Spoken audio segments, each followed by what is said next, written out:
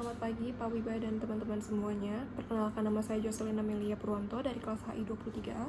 Dan di sini saya akan menjelaskan dan mempresentasikan hasil UAS saya mengenai dalam kelas keamanan internasional mengenai Grand Strategy. Dan berikut adalah penjelasan saya mengenai Grand Strategy. Grand Strategy adalah pendekatan terintegrasi yang digunakan oleh negara untuk merancang dan melaksanakan kebijakan keamanan nasionalnya secara menyeluruh. Fokus utama dari strategi ini adalah mengoptimalkan berbagai instrumen kekuatan nasional yang sering dirujuk sebagai DIME atau DIME, yaitu Diplomacy, Information, Military, and Economic. Penjelasan singkat mengenai instrumen-instrumen ini adalah pertama ada diplomasi, yaitu mengacu pada hubungan internasional dan negosiasi dengan negara lain untuk mencapai tujuan nasional. Ini mencakup perjanjian, aliansi, dan mediasi konflik tanpa menggunakan kekerasan. Lalu ada information, yaitu pengelolaan informasi untuk memengaruhi opini domestik maupun internasional. Dan ini termasuk propaganda, pengendalian narasi global, dan penggunaan teknologi komunikasi untuk mendukung kepentingan nasional. Yang kedua ada militer atau military, yaitu penggunaan kekuatan militer untuk mempertahankan kedaulatan, melindungi warga negara, dan sebagai alat tekanan dalam negosiasi internasional. Namun kekuatan militer ini seringkali digunakan sebagai opsi terakhir.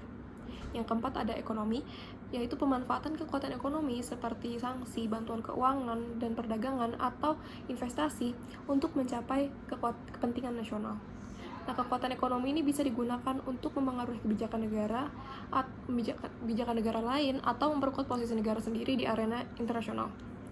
Pentingnya Grand Strategy ini penting karena dunia modern ini semakin kompleks dengan ancaman yang tidak hanya bersifat militer tetapi juga melibatkan isu ekonomi, teknologi, dan sosial. Dengan memiliki strategi yang mengintegrasikan DIME, sebuah negara dapat lebih efektif dalam mengidentifikasi ancaman dan peluang, mengalokasikan sumber daya dengan efisien, menjaga stabilitas domestik dan internasional, memaksimalkan pengaruh di bidang global. Contoh dari implementasi ini adalah saya mengambil Amerika Serikat dalam Perang Dingin, di mana Amerika Serikat ini adalah salah satu poros dunia utama pada masa itu. Amerika Serikat menggunakan diplomasinya untuk menjalin aliansi dengan NATO, dan di bagian informasi dia menggunakan propaganda untuk melawan ideologi komunisme. Lalu juga pada bidang militer dia mengembangkan senjata nuklir sebagai deterrence, dan dalam bidang ekonomi dia menggunakan program Marshall untuk memperkuat sekutunya di Eropa. Grand Strategy ini membutuhkan visi jangka panjang, di mana adaptasi yang tepat terhadap situasi global serta koordinasi lintas sektor ini sangat penting bagi keberlanjutan Grand Strategy.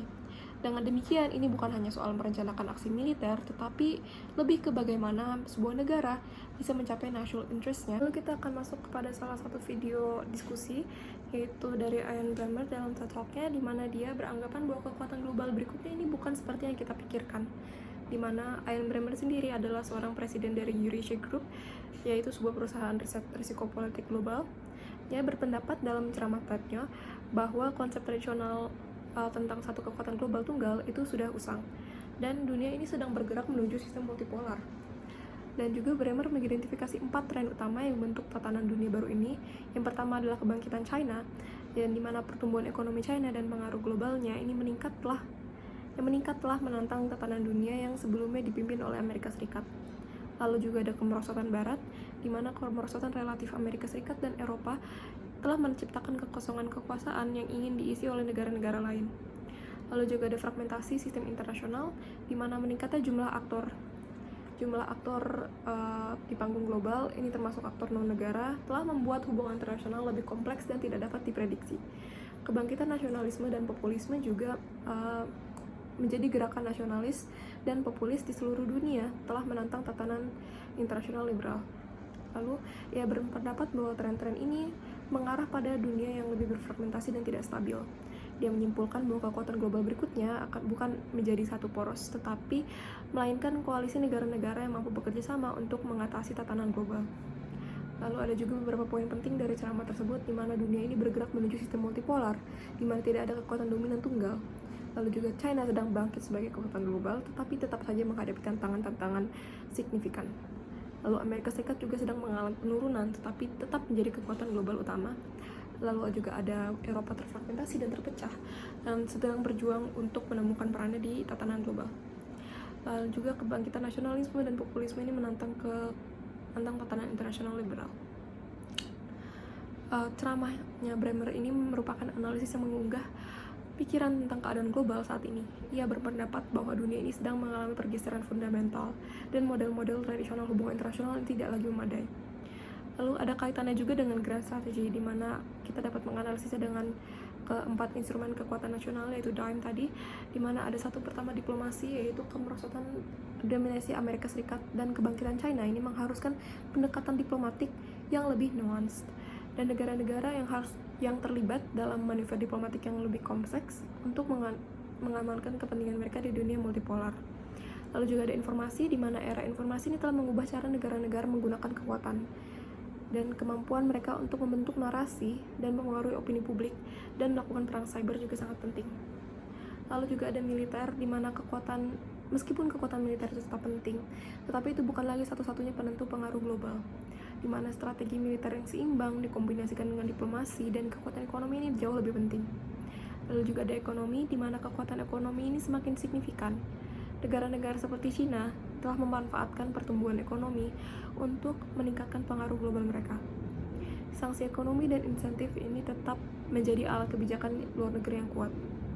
Lalu juga ada strategi besar di dunia multipolar, di mana analisisnya menunjukkan bahwa strategi besar dalam dunia multipolar ini membutuhkan pendekatan yang lebih kompleks dan nuans, di mana negara-negara harus pertama memprioritaskan dan mengidentifikasi kepentingan nasionalnya dan mengalokasikan sumber daya sesuai dengan kepentingan itu. Lalu juga negara harus bisa beradaptasi dan lebih fleksibel dan adaptif terhadap perubahan keadaan. Lalu juga negara harus bisa bekerja sama dengan negara lain dan mengatasi tantangan global. Kesimpulannya, wawasan Bremer ini menawarkan pelajaran berharga bagi para pembuat kebijakan dan ahli strategi dalam memahami lanskap global yang bergeser dan interaksi keempat instrumen kekuatan nasional. Negara-negara ini dapat mengembangkan strategi besarnya yang efektif dan mengamankan kepentingan mereka di dunia multipolar. Lalu ada video kedua, yaitu Perang dan Politik Internasional dari John Mearsheimer, yang dimana kuliah ini tuh memberikan penjelasan mendalam tentang dinamika yang kompleks dalam hubungan internasional, dengan fokus pada konsep politik kekuatan besar dan ketidakmungkinan menghindari konflik. Ia menyelidiki konteks sejarah persaingan kekuatan besar, di mana menekankan pentingnya menyeimbang kekuatan untuk menjaga stabilitas. Ada beberapa poin utama, yaitu pertama adalah politik kekuatan besar, di mana ia berpendapat bahwa kekuatan besar terus-menerus berlomba untuk kekuasaan dan pengaruh yang mengarah pada keadaan persaingan dan konflik yang terus-menerus. Lalu juga ada menyeimbangkan kekuatan. Untuk menjaga stabilitas, negara-negara ini harus menyeimbangkan kekuatan terhadap calon agresor, di mana hal ini dapat dilakukan melalui aliansi, peningkatan militer, atau langkah-langkah ekonomi. Lalu ada peran Amerika Serikat, di mana Mearsheimer ini mengkritik kebijakan Amerika Serikat yang kebijakan luar negerinya, khususnya kecenderungan ekspansionismenya, yang menurutnya itu telah mendestabilisasi sistem internasional. Lalu juga ada ketidakmungkinan konflik, di mana ia menyarankan bahwa konflik antara kekuatan besar tidak dapat dihindari karena mereka berusaha untuk memaksimalkan kekuatan dan keamanan mereka. Kuliah ini menawarkan perspektif yang menarik tentang sifat hubungan internasional dan tantangannya dalam menjaga perdamaian di dunia yang didominasi oleh kekuatan besar. Ini memberikan wawasan berharga untuk memahami lanskap geopolitik dan saat ini dan potensi konflik di masa depan. Lalu ada juga kaitannya dengan strategi besar, di mana perspektifnya tentang hubungan internasional, terutama fokusnya pada politik kekuatan besar dan elakan konflik. Ini menawarkan lensa untuk melihat strategi besar dan penekanannya pada keseimbangan kekuatan dan keterbatasan kebijakan luar negeri Amerika Serikat, dan menantang gagasan tradisional tentang pengecualian Amerika dan unilateralisme. Berikut ini adalah diplomasi. Ini adalah ide-ide Mearsheimer dan berkaitan dengan 4 instrumen kekuatan nasional, yaitu pertama ada diplomasi. Dan menurutnya, meskipun diplomasi penting, ia berpendapat bahwa diplomasi ini seringkali memiliki dampak terbatas pada waktu tertentu. Ia menekankan pentingnya realisme dan mengakui kendala yang dikenakan oleh sistem internasional. Lalu juga ada informasi, di mana ia mengakui pentingnya perang informasi, tetapi ia juga menyoroti keterbatasan propaganda dan penipuan. Dan ia menyarankan bahwa pada akhirnya kekuatan keras, terutama kekuatan militer, adalah cara paling efektif untuk mempengaruhi perilaku negara lain. Lalu juga ada di bagian militer, di mana Marshhammer ini adalah pendukung kekuatan militer. Ia berpendapat bahwa militer yang kuat ini sangat penting untuk menghalau calon musuh dan melindungi kepentingan nasional. Namun ia juga memperingatkan terhadap perluasan yang berlebihan dan pengejaran tujuan yang tidak realistis. Dalam bagian ekonomi, meskipun kekuatan ekonomi ini penting, ia berpendapat bahwa kekuatan ekonomi ini seringkali tunduk pada kekuatan militer, dan ia menyarankan bahwa sanksi ekonomi dan alat ekonomi lainnya dapat lebih efektif, tetapi paling efektif ketika didukung oleh kekuatan militer. Lalu ada juga strategi besar Marshhammer yang sering disebut sebagai keseimbangan lepas pantai atau offshore balancing, yang menganjurkan kebijakan luar negeri Amerika Serikat yang lebih terkendali. Ia berpendapat bahwa Amerika Serikat ini harus menghindari intervensi yang tidak perlu dan fokus pada mempertahankan militernya dan memperkuat ekonominya. Dengan melakukan hal itu, Amerika Serikat dapat menghalau calon musuh dan mencegah munculnya kekuatan hegemoni. Perspektif ini tentang strategi besar menawarkan tandingan yang berharga terhadap pendekatan-pendekatan yang lebih idealis, dan penekanannya pada realisme, politik kekuasaan, dan keterbatasan kekuatan Amerika Serikat memberikan penilaian yang lebih sadar tentang tantangan-tantangan yang dihadapi oleh para pembuat kebijakan. Lalu ada kaitannya juga dengan grand strategy, di mana fokus pada kekuatan besar. Marshhammer ini mengingatkan kita bahwa dalam merancang strategi besar, kita harus selalu mempertimbangkan tindakan dan reaksi kekuatan besar lainnya. Lalu juga ada pentingnya keseimbangan kekuatan, di mana konsep keseimbangan kekuatan yang diusulkan oleh Marshhammer adalah prinsip dasar dalam merumuskan strategi pertahanan. Lalu ada juga keterbatasan diplomasi, di mana strategi besar tidak boleh terlalu tergantung pada diplomasi, tetapi juga kekuatan militer dan ekonomi juga harus dipertimbangkan. Lalu juga ada realitas politik internasional, di mana Marshhammer mengingatkan kita bahwa politik internasional seringkali keras dan tidak rasional. Strategi besar ini harus didasarkan pada pemahaman yang realistis tentang dunia. Dalam konteks Indonesia, perspektif Marshhammer dapat memberikan masukan dalam merumuskan strategi pertahanan negara. Indonesia perlu mempertimbangkan kekuatan-kekuatan besar di kawasan dan dunia, serta itu menyimbangkan hubungan dengan negara tetangganya dan mitra strategis. Selain itu, Indonesia juga perlu memperkuat kekuatan militer dan ekonominya untuk menjaga kedaulatan dan kepentingan nasional.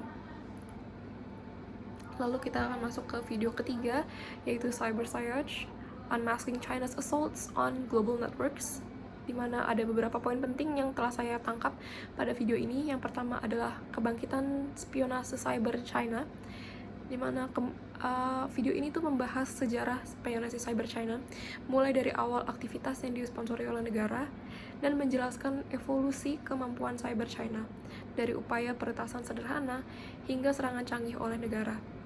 Dan video ini juga menyoroti insiden spesifik serangan cyber China, seperti peretasan terhadap lembaga pemerintahan, perusahaan, dan infrastruktur penting. Yang kedua, ada taktik dan teknik yang digunakan oleh peretas China. Di video ini mengeksplorasi berbagai taktik yang digunakan oleh hacker China, seperti serangan phishing, malware, dan rekayasa sosial.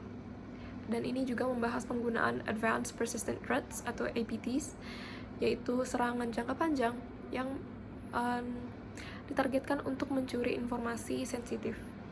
Video ini juga dapat menyoroti peran peretas China dalam pencurian kekayaan intelektual dan spionase China. Yang ketiga adalah dampak serangan cyber China, di mana video ini memungkinkan kita untuk membahas implikasi ekonomi dari serangan cyber terhadap infrastruktur penting. Lalu juga menyoroti konsekuensi geopolitik dari spionase cyber China, seperti erosi kepercayaan dan antar negara dan potensi terjadinya perang cyber. Lalu juga ada respons global terhadap ancaman cyber China, di mana video ini membahas respons komunitas internasional terhadap serangan cyber China, termasuk upaya diplomatik, sanksi ekonomi, dan kerjasama keamanan cyber. Kita dapat juga menyoroti peran perusahaan keamanan cyber dan lembaga pemerintah dalam menghadapi ancaman cyber dari China ini. Lalu kita dapat melihat masa depan perang cyber yang lagi trendy saat ini karena zaman modernisasi juga. Lalu video ini itu mengeksplorasi potensi konflik cyber di masa depan, termasuk kemungkinan serangan cyber skala besar yang dapat melumpuhkan infrastruktur penting. kita bisa membahas perlunya kerjasama internasional untuk menangani ancaman perang cyber secara keseluruhan. Lalu juga secara keseluruhan cyber siege ini memungkinkan kita untuk memberikan gambaran menyeluruh tentang ancaman cyber dari China dan menyoroti taktik, teknik, dan motivasi di balik serangan tersebut. Video ini juga memberikan wawasan tentang potensi konsekuensi dari serangan-serangan tersebut serta langkah-langkah yang dapat diambil untuk menguranginya. Sekian dari hasil UAS saya. Terima kasih sudah mendengarkan.